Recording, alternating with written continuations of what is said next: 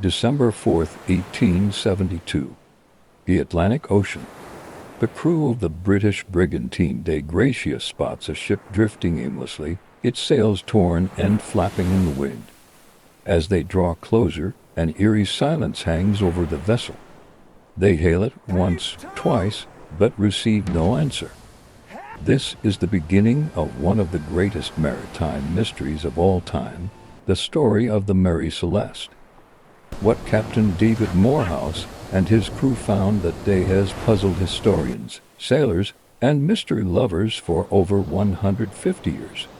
They boarded the ship, the Mary Celeste, and found it in a surprisingly seaworthy condition. There was no sign of a struggle, no evidence of violence. The cargo, over 1,700 barrels of raw alcohol, was almost entirely intact. The crew's personal belongings were still in their quarters, their pipes and tobacco laid out as if they were just about to enjoy a smoke.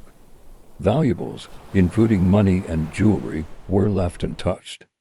It was as if everyone on board had simply vanished into thin air. The ship's logbook offered few clues. The last entry was dated November 25th, 10 days before her discovery. It recorded the ship's position near the Azores, hundreds of miles from where the Dei Gratia found her. The entry was routine, giving no hint of any trouble or impending disaster. The ship's single lifeboat was missing, which suggested the crew had abandoned ship. But why? Why would an experienced captain like Benjamin Briggs, along with his wife, his 2-year-old daughter, and a seasoned crew of 7, abandon a perfectly good vessel in the middle of the ocean? The Mary Celeste had set sail from New York on November 7th, bound for Genoa, Italy. On board were Captain Briggs, his family, and his crew. They were all considered capable and reliable sailors. The journey should have been straightforward. Yet, something went terribly, inexplicably wrong. The ship was discovered with 6 months' worth of food and water, ample supplies to continue its voyage. The galley was tidy, with provisions neatly stored. In the captain's cabin, his wife's sewing machine had a piece of child's clothing still under the needle, a poignant image of domestic life suddenly interrupted. When the Dei Gratia towed the Mary Celeste to Gibraltar, the official inquiry began. The court investigated every possibility, from mutiny to piracy. But the evidence, or lack thereof, didn't support these theories. If pirates had attacked, they surely would have looted the valuable cargo and the crew's possessions. If there had been a mutiny, why was the ship left in such good order? There were no signs of a fight, no bloodstains, nothing to suggest foul play among the crew. Over the years, theories have swirled around the fate of the Mary Celeste's crew. Let's explore some of the most popular ones. One idea is that the crew was the victim of a giant squid or some other sea monster. While it's a thrilling thought, there's absolutely no physical evidence to support it. The ship was undamaged, with no marks that would suggest an attack by a massive creature. Another theory points to a natural disaster, like a waterspout or a sudden, violent squall. It's possible that a freak wave could have washed everyone overboard. However, this wouldn't explain why the lifeboat was missing. A sudden storm powerful enough to sweep 10 people off the deck would have likely caused much more significant damage to the ship itself. Then there's the idea of an explosion. The cargo was industrial alcohol, which can be highly volatile. Some have speculated that fumes from the barrels leaked and built up in the hold. Fearing an imminent explosion, Captain Briggs might have ordered everyone into the lifeboat, perhaps intending to tow it behind the ship until the danger passed. A broken tow line could have separated them from the Mary Celeste, leaving them stranded in the vastness of the Atlantic. This is one of the more plausible theories. There was one barrel found empty, and some accounts mentioned that a few others had been opened, perhaps for inspection. Did Briggs smell fumes and panic? It's a compelling scenario. He may have thought a small, contained explosion had already occurred, and a much larger one was about to follow. But there are holes in this theory too. When the ship was examined, there was no sign of fire or scorching, no evidence of any explosion, large or small. The hatches were secure. If fumes were building up, why weren't the hatches open to ventilate the hold? An experienced captain would likely know how to handle such a situation. Let's consider another angle: mutiny. Could the crew have turned on Captain Briggs?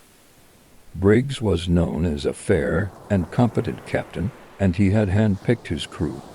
There was no history of discord, and again a mutiny would almost certainly have involved violence, yet the ship was pristine. Furthermore, if the crew had taken over, why would they then abandon the ship?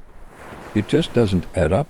A more modern theory involves a phenomenon called a seaquake, an underwater earthquake that can create unusual waves and release gases from the seabed. Such an event could have violently shaken the ship, causing the alcohol barrels to shift and rumble, leading the captain to believe an explosion was imminent. In this state of alarm, he might have ordered the evacuation. This is a fascinating idea, but like the others, it remains pure speculation. Perhaps the answer lies in something more mundane. Could it have been contaminated food that caused mass illness or delirium? Organ poisoning from contaminated rye flour has been suggested. This fungus can cause hallucinations and irrational behavior. If the entire crew was affected, they might have abandoned the ship in a state of panic or confusion. However, the ship's provisions appeared to be in good order, and there was plenty of untainted food available. What about the people involved? Captain Briggs was a man of integrity. Captain Morehouse of the Dei Gratia, who found the ship, was a personal friend of Briggs. He was initially suspected of foul play, with some suggesting he had murdered the crew to claim the salvage rights. But the inquiry found no evidence to support this, and the salvage award he received was unusually low, a sign that the court did not believe he was at fault. The fate of the 10 souls aboard the Mary Celeste remains one of history's most enduring enigmas. Captain Benjamin Briggs, his wife Sarah, their daughter Sophia, and the 7 crewmen were never seen or heard from again. Their disappearance left a void that has been filled with a century and a half of speculation, folklore, and fiction. The story has inspired countless books, documentaries, and even a Sherlock Holmes tale by Arthur Conan Doyle, which introduced fictional elements like a struggle and a missing chronometer that have often been confused with the real facts. The truth is, the facts are strange enough on their own. The Mary Celeste is a perfect ghost story of the sea, a ship found sailing with no one at the helm. The ship itself met a rather ignominious end. After the Gibraltar inquiry, she was sold and passed through 17 more owners over the next decade. She developed a reputation as an unlucky ship. Finally, in 1885, her last captain deliberately wrecked her on a reef off the coast of Haiti in an attempt to commit insurance fraud. It was a sad final chapter for a vessel that had become a legend. So, what do you think happened? Was it a freak natural event, a moment of human panic, or something else entirely? The mystery of the Mary Celeste is so captivating because it is a puzzle with a missing piece: the testimony of those who were there. Without their voices, all we can do is look at the silent clues they left behind on an empty ship, adrift on the open sea.